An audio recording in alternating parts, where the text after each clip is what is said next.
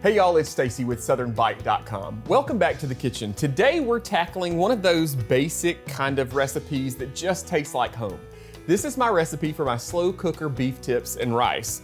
Now to start, we're gonna talk about a slow cooker. I've got about a 6-quart slow cooker here, and to just make this process a little bit easier, I'm gonna spray it with a little non-stick cooking spray. Now I hear from folks all the time about using the slow cooker liners. Those work great in this case. Sometimes though, I just like to throw a little non-stick cooking spray in there. To this, I'm going to add 1 can of cream of mushroom soup. I've got a cup of water here. I've got 2 packets, these are about 1 ounce each, of brown gravy mix. These just add a ton of flavor. And if you're in a situation where you're watching your sodium intake, they also make these in a reduced sodium version so that you can opt for those as well. And for a little more flavor, I'm gonna add 1 beef bouillon cube. You can also use like a teaspoon of like the wet bouillon base or whatever. And I'm just gonna whisk this together to get this combined.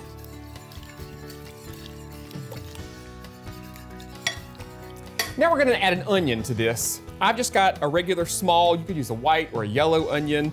And to do this, I'm just gonna trim that stem end off. I'm gonna leave the root end intact because it's gonna kind of hold it together to make dicing it a little easier.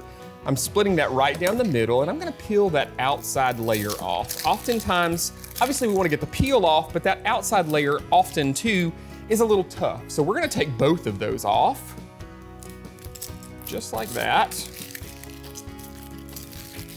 Now, the idea here in dicing an onion is that we want to have pieces that are consistent in size so that everything cooks in the same amount of time.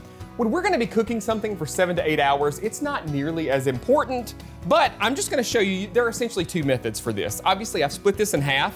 I'm going to take and use my claw like this, and I'm going to cut about halfway down, just like that. And then I'm going to make cuts into the onion just like this in roughly the size that I want, my finished product, and then we're just gonna dice this. Cut that all the way down. And now the other option is what I call kind of the radial version of this, where rather than making that cut this way, because sometimes that's a little intimidating for folks, rather than doing that, we're gonna kind of cut in a radial pattern all the way around the onion, just like that. And then cut it. Either way, we want kind of a medium dice here. And this is gonna go right into our slow cooker. Get all those onions. Now let's talk about our beef. I have 2 pounds of stew meat. This is just generic stew meat that you buy from the grocery store. It works perfectly here.